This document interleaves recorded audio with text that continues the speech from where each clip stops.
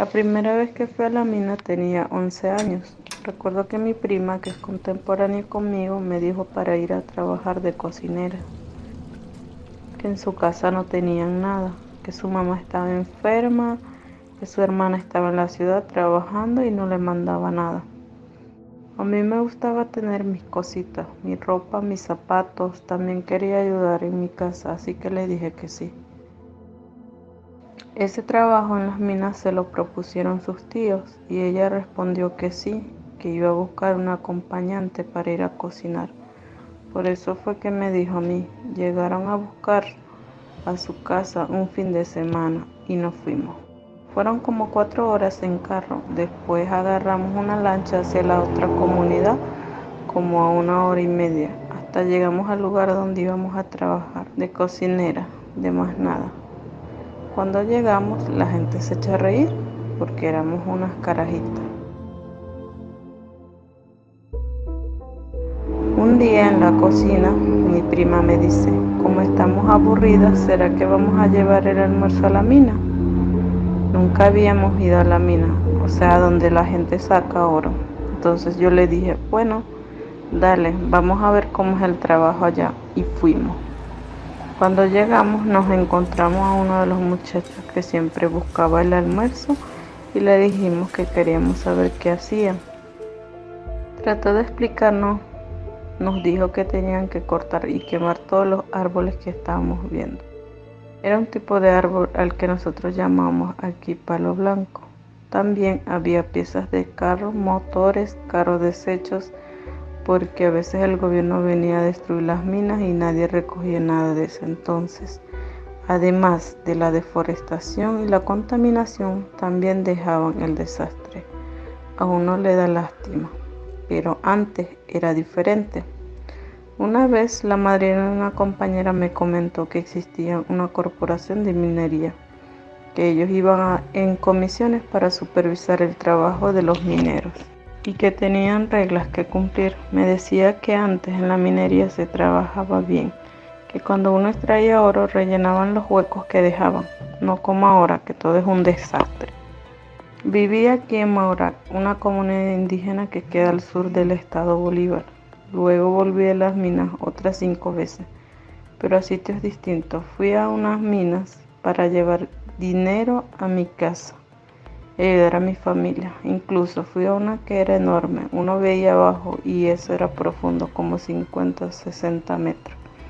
Las personas parecían hormiguitas. En ese momento ya tenía 19. Esa vez solo pude estar 15 días porque cuando el río tiene mercurio provoca enfermedades, malaria y paludismo. A mí me dio paludismo y me tuve que venir para que mi mamá me cuidara. La última vez que fui a las minas fue cuando tenía 28.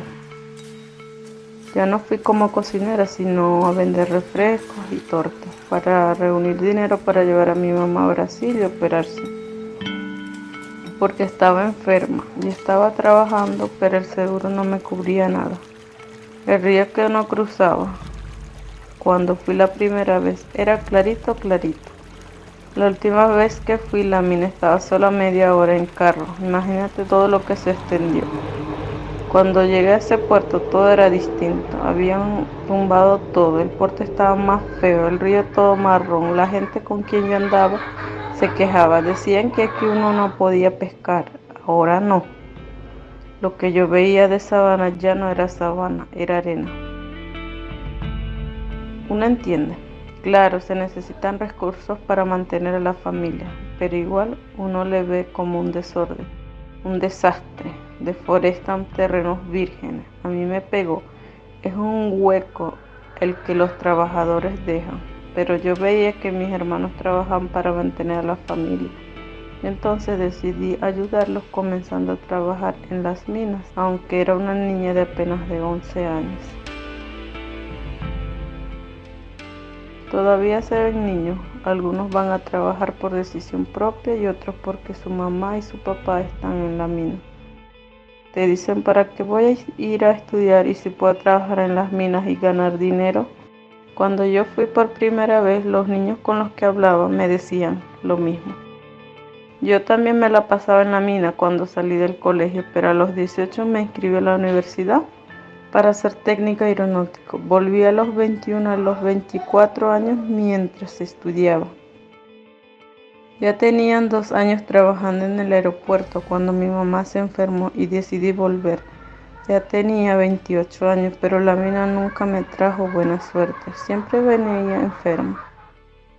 La última vez lloraba de rabia y de impotencia y mi mamá se puso a llorar también.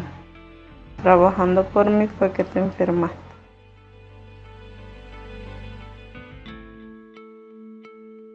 Pero era por su salud. Yo le decía que iba a dejar mi trabajo para sacarla de aquí.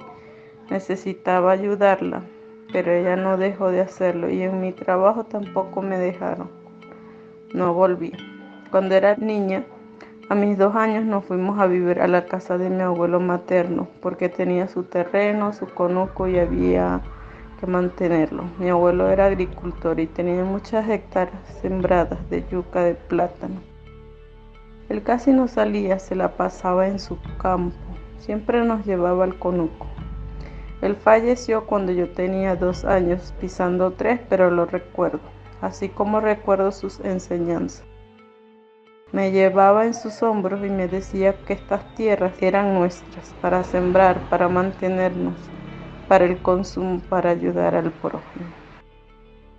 Cuando murió, mi mamá nos mandó para la casa de mi abuelo paterno y él también nos hablaba de la tierra, de los meses en los que nos podíamos sembrar y cosechar. Cuáles plantas y cuáles no. En los colegios nos refuerzan esos conocimientos. Los maestros nos enseñan cuáles son las plantas medicinales. Nos mandaban a preguntar a nuestros abuelos. Esa es parte de nuestra cultura, de nuestro hogar. Lo tenemos que mantener.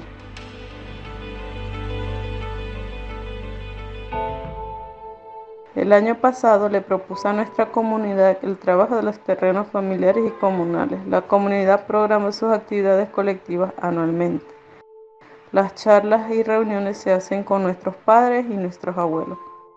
Ahorita tenemos como autoridad legítima Pemón a una mujer muy ejemplar. Ella ha sido muy inspiradora. Se llama Lisa Lynn Enrito Percy y se ha preparado internacionalmente para luchar por los pueblos indígenas. Ella me ha apoyado para trabajar en esto. Ella me escuchó y los abuelos nos apoyaron. Ellos son los sabios, saben cuándo sembrar y cuándo cosechar. De esto depende nuestra planificación. Entonces, empezamos a sembrar yuca dulce y amarga, plátanos, cambures, ají dulce. Finalizando noviembre vamos a cosechar por primera vez dentro de la comunidad. Podemos vender y autosustentarnos o podemos vender nuestras cosechas en el mercado municipal. Retomamos la agricultura para no volver a la mina y la retomamos juntos. En nuestra cultura, el nombre para estos trabajos en grupo es Mayú. Hacemos un Mayú. Por mi participación en estos proyectos, la comunidad me ha incentivado a prepararme. He ido a talleres de organizaciones e instituciones que vienen en la comunidad para convertirme poco a poco en una lideresa. Aunque sigo en el aeropuerto, ahora soy también defensora del medio ambiente y quiero estudiar en el extranjero e impulsar a otros jóvenes a salir de la mina a través de la agricultura, porque creo que así podemos lograr el desarrollo socioeconómico de la comunidad. Quiero que los niños vean que tienen una opción distinta.